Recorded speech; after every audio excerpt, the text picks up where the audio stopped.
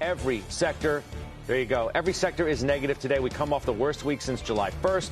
10-year is back above 3%. You see it there at 302. Joe, we got a big test, right? The Bulls do.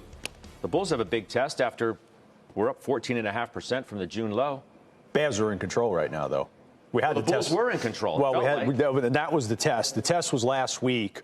Technicals have been the catalyst behind this rally. We tested the 200-day moving average. We got right there. Got right there. The market hit its head on the 200-day moving average, wobbled, and has fallen right back. Now, look, going into that test of the 200-day moving average, I was on air talking about how quant funds would engage further if we broke out above the 200-day moving average. So I still believe we have done enough positive work for technicals where we've shifted from sell the rips to buy the dips. So I'm looking to be a buyer once again. Well, you are. In the Qs at some point this week. Not yet, because I know the Bears are in control, and I don't like the fact that the U.S. dollar is near a 19-year high. That's not a good condition. 10-year above 301, 302. But I'm looking, where's my next trade?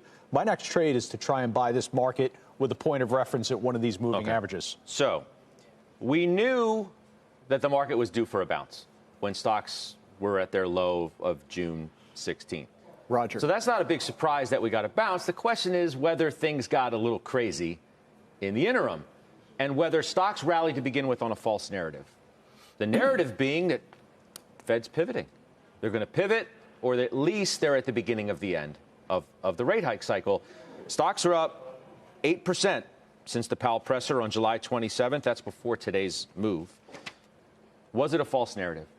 Should stocks have been up the way they were after Powell or not? There's a lot to unpack in what you just said. Let me start with what you asked. Is it a false narrative regarding the Fed? My fundamental thesis, okay, Joe, you did a great job last week when I asked you to explain the technicals and the quants. I thank you for that. You know, I respect technicals, but I'm a fundamental analyst. And I look at this and I say, the rally is not based on the idea of a Fed cut. Pause for effect. It's not based on the perception that they're going to cut rates. It's based on the perception that they're going to raise 100 basis points from here to year end and then be done. Okay, not cutting. All right, that's not what we're looking for. Now, that would be 50 basis points, Scott, in September, 25 and 25 November and December. If that comes to pass, my belief is the market will look at that as catnip. It will look forward at all the economic forces that I've spoken about ad nauseum. But for that to happen, inflation has to consistently come down. That's the sine qua non. Okay, so the likelihood of your scenario playing out, hasn't it decreased this week with the release of the minutes? Got everybody all focused on the Fed. Powell's going to give a speech later this week at Jackson Hole. It's likely to be just as hawkish as all of his other speeches. Every Fed person since Powell took that microphone at the end of the last month tried to come out and tell you the market's.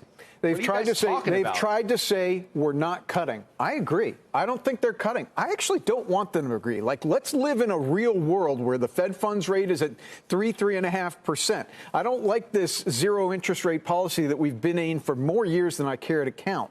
But to your question, which you rationally asked, didn't the probability of my scenario just decrease? I humbly say to you, no, I think it increased. And here's why. I'm looking at, and I know you've been away for 2 weeks, so you've probably forgotten this, but I'm going to get you tired of it really quickly. I remember everything. If it's something you said, I remember it. I had my notes when I was gone. I'm going to look at gasoline futures. Yeah, they're down. I was in California, though. Let me tell you It's a weird world out there. It's a weird world. It's a fun place to visit. There's love no California. Dreaming when you're going to fill your gas tank. I can tell you that. I got you. I love California. I'm not going to live there, okay? Gasoline's one reason why. But gasoline futures September are off fully a third from June high at the pump nationwide. Nationwide at the pump, they're down 20%. There's more room to give.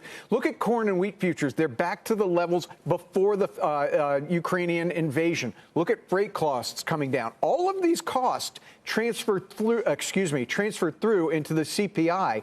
We're going to get a read in a couple of weeks. Actually, it's more like 3 weeks. I think it's September 10th. That will be before the next Fed meeting. It's going to be important to determine whether we get that 50, 25, and 25 or something worse.